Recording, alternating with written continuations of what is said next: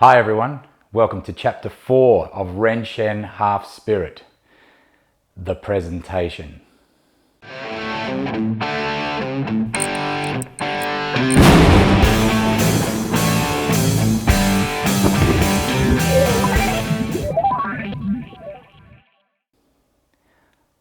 All the competitors and trainers assembled in their groups for the presentation.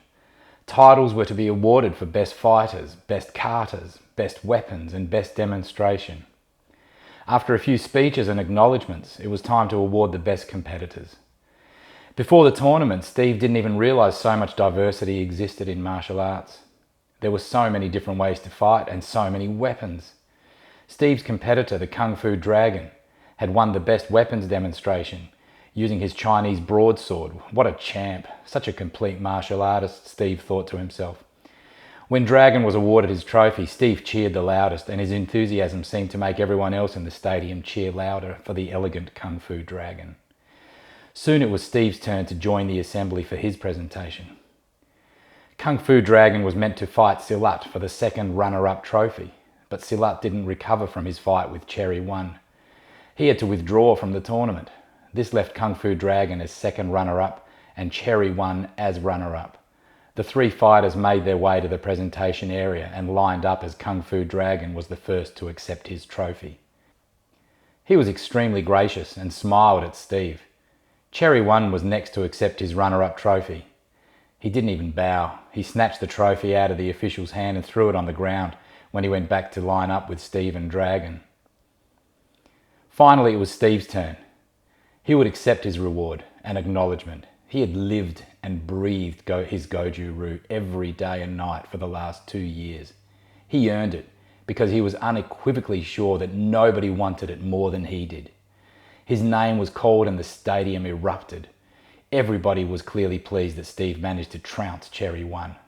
Steve floated with a sense of accomplishment towards the official as he made his way to accept his accolade. He accepted his trophy with a grin from ear to ear and held it in the air to a thunderous roar of approval from the entire stadium. Well, almost the entire stadium. As expected, the cherry blossoms were far from pleased, and they made their disapproval known to everyone in the stadium. Steve was congratulated warmly by his new brother-in-arms, Kung Fu Dragon, and he turned to his beloved family. His father was clearly very proud of his son. Jake and a much refreshed Max were jumping with delight for Steve. Sensei Mike seemed to have a cautious smile, and then Steve noticed little Temyana standing next to his father.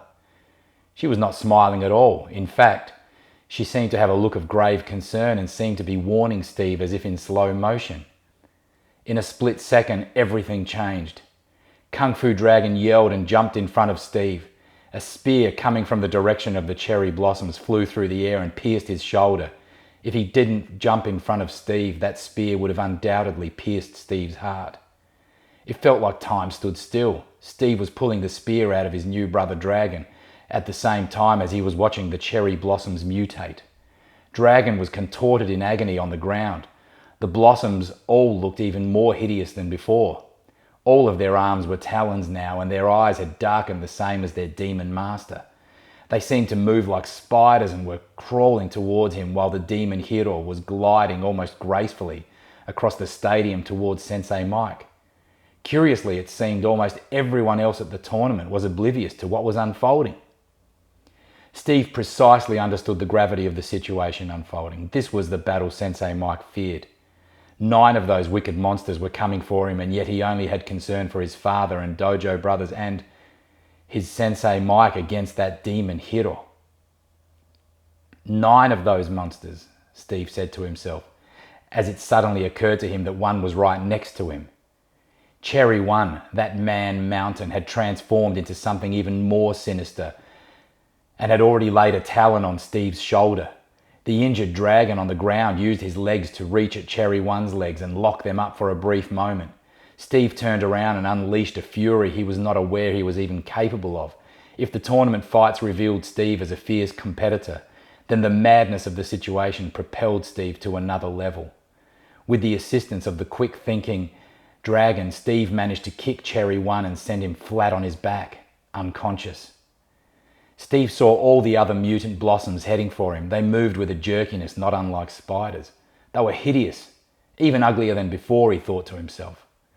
He guessed he would have been horrified at any other time, but he didn't have time to think too much about that. There was a clear job ahead of him, and it was clear in his mind it was a matter of life and death. He saw Jake and Max running as they tried to intercept the mutant monsters, and quickly wondered where his father was. As if to answer the question, Steve's father was already right next to him and said, "I'm right here, son. We've got a job to do." Steve was almost waiting for his father to remind him about hitting those abominations until he saw only the white of their eyes. But it occurred to him that the filthy monsters had black eyes, and they would clearly have to play with a new rulebook against them.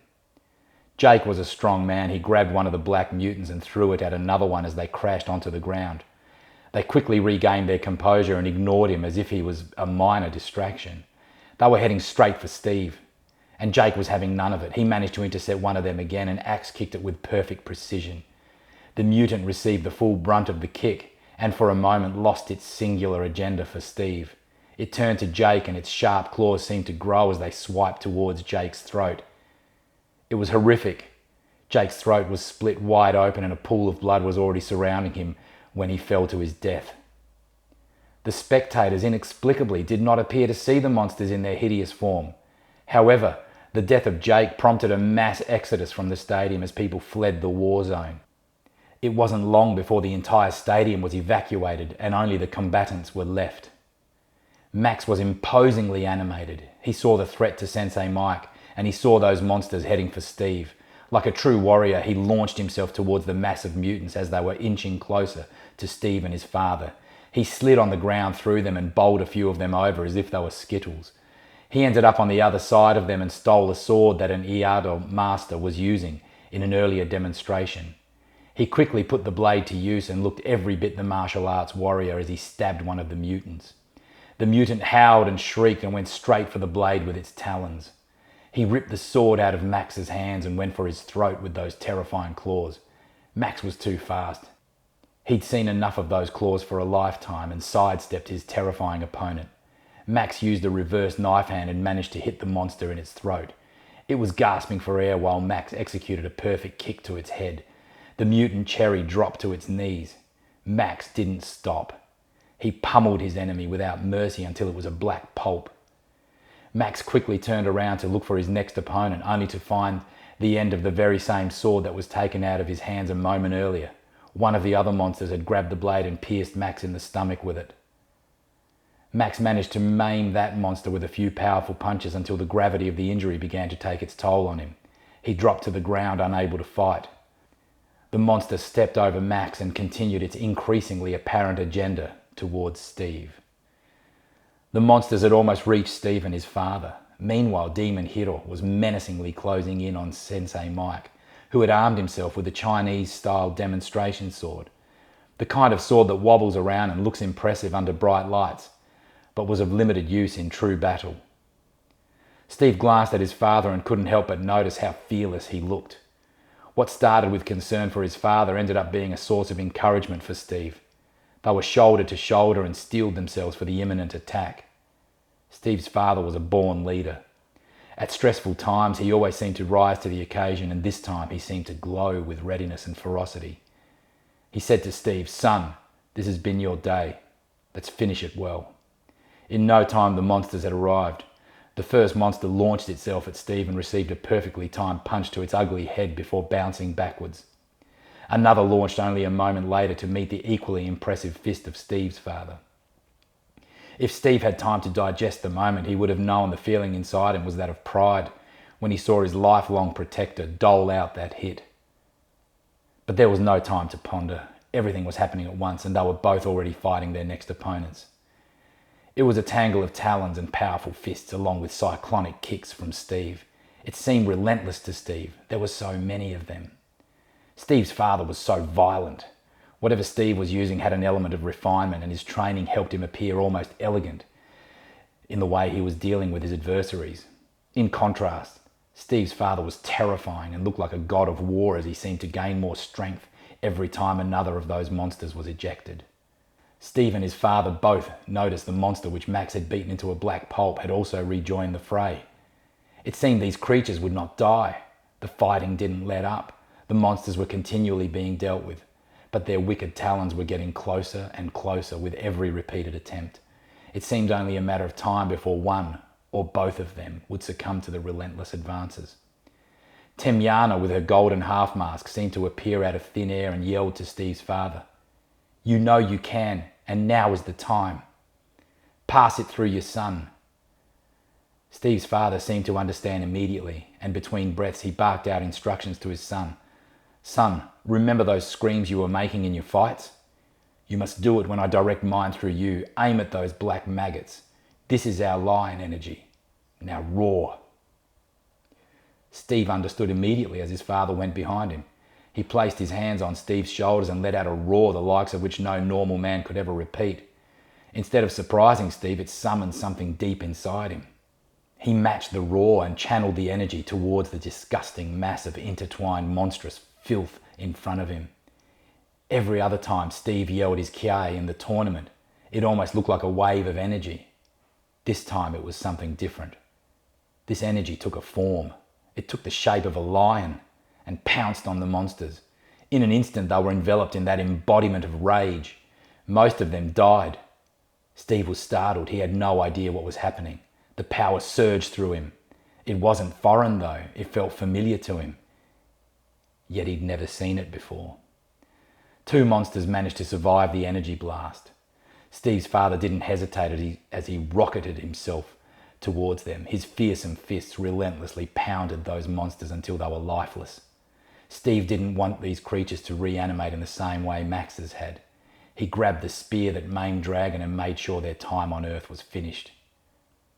Demon Hiro was already engaged in battle with Sensei Mike and shrieked loudly when his minions were killed. It appeared as though the monsters were all connected to him in some fundamental way. He turned his wide and black eyes to Steve and his father as if to notice an unfamiliar energy. He hissed something in the direction of Steve and his father, but the words were unintelligible. Steve turned to his father, who gave him a tired smile. At that moment he saw the hideous monster that was once Cherry One swiftly rise behind his father. It was even bigger than before, and had grown another set of talons to match the equally menacing pair it already had. Its disgusting head offered a filthy smile to Steve. The monster roared, and the next thing Steve saw was its claws protrude from his father's chest.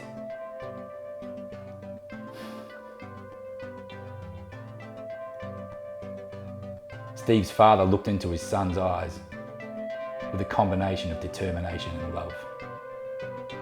He reached up to grab that monster around its neck. In one powerful and heroic movement, he flipped the monster over him in front of Steve and stomped on his throat with the last of his life force.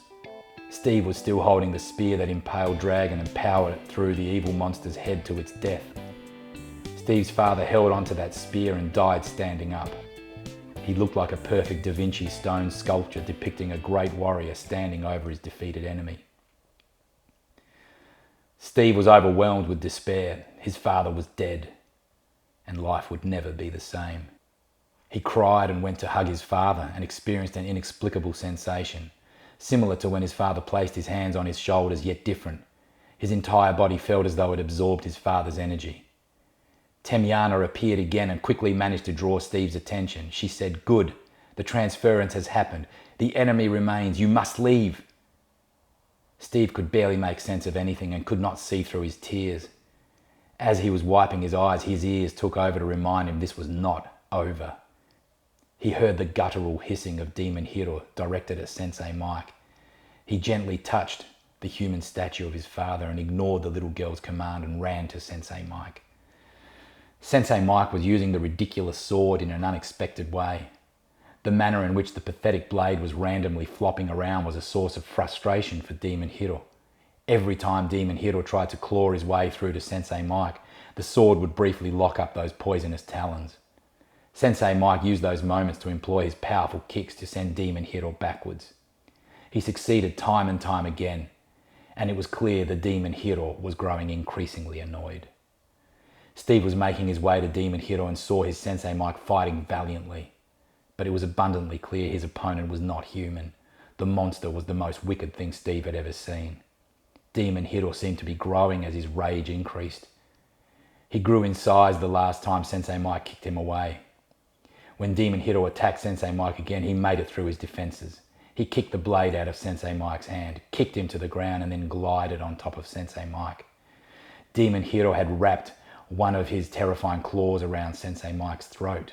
The other was pointing at him, and he was screaming at Sensei Mike with that evil voice. "Now you will be my true brother again. I will give the power of darkness to you. Soon you'll be my demon brother and the world will fear us. For the glory of Kumicho." He pushed one of his wicked talons into Sensei Mike's temple and a dark haze enveloped them both. Steve was within fighting range and immediately understood the monster before him was the apex of his group. Demon Hiro was the ruler of those other monsters, and they were not easily overcome. Nothing worked except for that surprising roar. But his father was gone, and he had no idea what he could possibly muster on his own. He decided there was simply no time and no other choice. He thought about his father. He could feel his father's hands on his shoulders, and he summoned that roar. To Steve's surprise, the ball of energy took the form of the lion again and pierced that dark haze. Demon Hiro catapulted 10 meters away from Sensei Mike. The energy pulse was phenomenal. Steve saw Demon Hiro shrink and take on a human form. Steve ran to his Sensei Mike with grave concerns. Sensei Mike was screaming and convulsing. His rambling words didn't make sense. In a flash of clarity, he looked at Steve and said, "Steve, I saw you. Such power. I was right about you. You have ascended. You'll be a great man. You are a great man. You must kill me. Cut off my head or pierce my brain. Don't let me become a demon.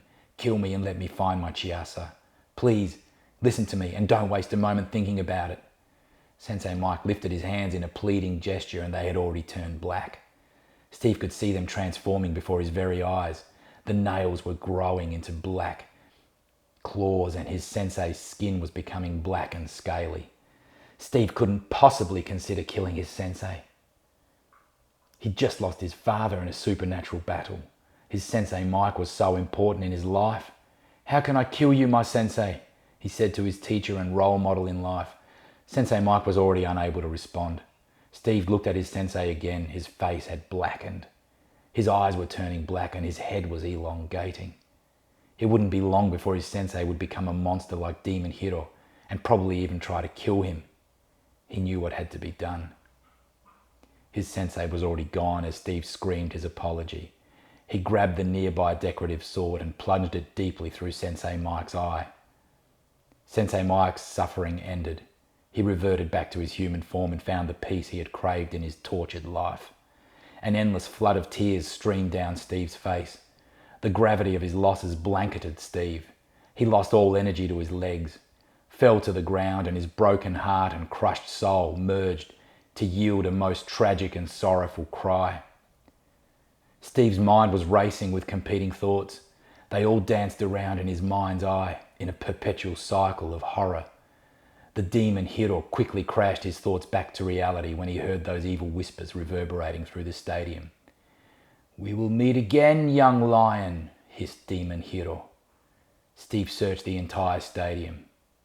He looked everywhere for the Demon Hiro. He was gone, and so was the uncomplicated life he had known up until that day. Oh, my friends, brothers and sisters of the infinite, what have we just seen?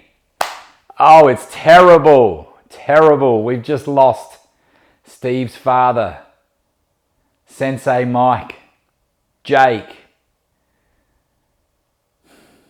It's a tragedy. We saw something else happen. We saw this lion energy. We saw that little girl, Temyana. Clearly she knew something. Clearly she knew a lot. She knew something, and Steve's father seemed to have an understanding with her. What the hell is going on, my friends? This was a tragic chapter. Our protagonist, dear Steve, has lost everything that is dear to him. Could he possibly recover? What on earth can possibly happen from here? He's clearly lost. He's got no idea what's next. He fought these humans and they became monsters and they couldn't be killed easily. He found his lion energy, this pulse, this roar. It was described as an embodiment of rage. That sounds pretty fierce and interesting. I don't know where this will end up, but if the picture behind there tells us anything, this lion's going to hang around for a bit. Very important. You might wonder why a lion was chosen for this particular storyline. Well, we understand Steve is Macedonian.